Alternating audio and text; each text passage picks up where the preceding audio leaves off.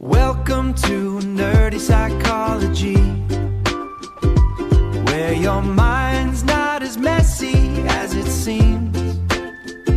We break it down with a little curiosity and make sense of your thoughts and your themes. So be curious, stay kind, keep your mind nerdy. Have you ever caught yourself reacting in a way that felt familiar? Like saying something and thinking, wait, that sounded just like my parent. Or handling stress in a way where you later think, why did I respond like that? Or even this, you find yourself in the same types of relationships, having the same types of conflicts, feeling the same types of emotions, and it's on repeat. And part of you wonders, why does this keep happening? Most people think this is just who I am. But what if some of the patterns you're living weren't chosen by you at all? What if they were inherited?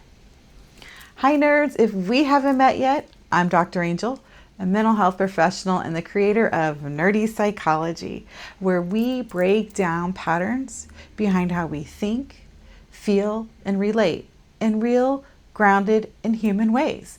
And today we're talking about something that can feel a little heavy, but also incredibly freeing once you understand it.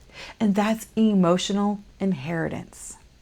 The patterns, reactions, and ways of coping that get passed down, often without words. Emotional inheritance is the idea that we don't just inherit genetics, we inherit emotional patterns. Things like how we handle stress, how we express or how we suppress our emotions, how we communicate with others, what feels safe or unsafe in relationships. And most of this wasn't taught directly. It was modeled. It was observed. It was absorbed.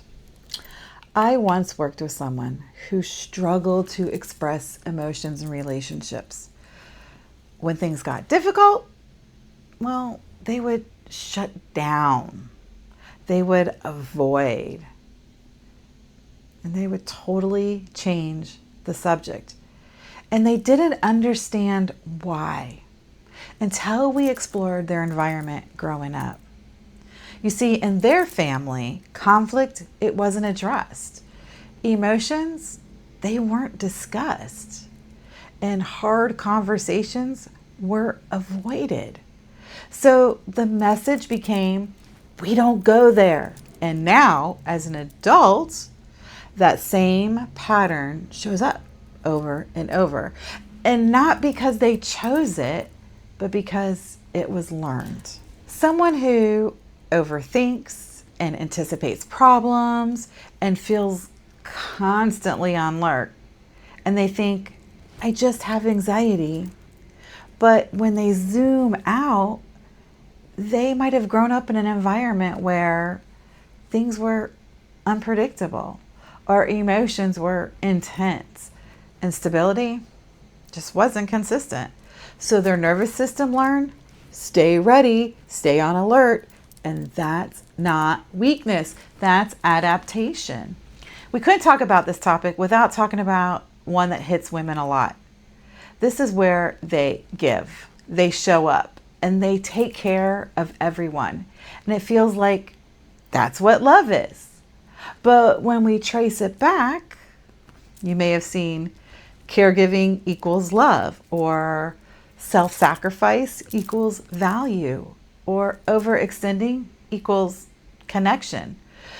So the pattern becomes, if I give enough, I'll be loved. And the problem? They end up drained. They end up feeling unseen.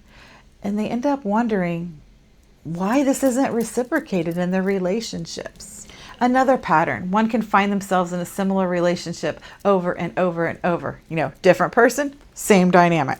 Well, maybe, just maybe, they avoid conflict, or they chase connection, or they shut down when things start to feel too close. And it feels confusing, but often they're recreating what was familiar to them, the patterns they learned, because your brain doesn't prioritize what's healthy, it prioritizes what's familiar. Your brain is wired for survival, and as a child, your environment teaches you this is how the world works. This is how relationships function, and this is how you stay safe. And those patterns get encoded early. So even if those patterns don't serve you anymore, they still feel normal and familiar and automatic. But here's the shift I want you to take with you. Instead of asking, what's wrong with me? Start asking, where did I learn this?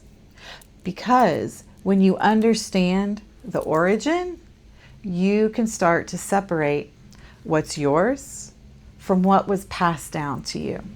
Here's your pattern interruption for the week. Notice one moment where you react quickly, where you shut down, where you overextend, where you feel emotionally triggered. Pause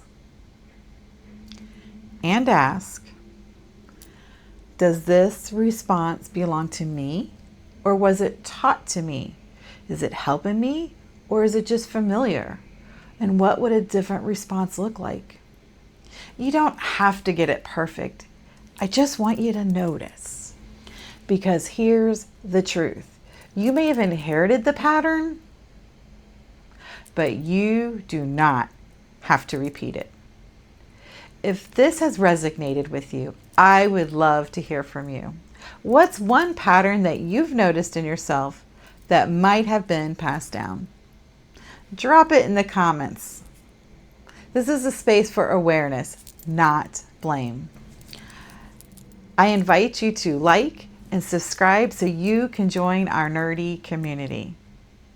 Thank you for joining us this week. We will see you next week. Until then, be curious, stay kind, and keep your mind nerdy. That's a wrap. See you next week. So be curious, stay kind.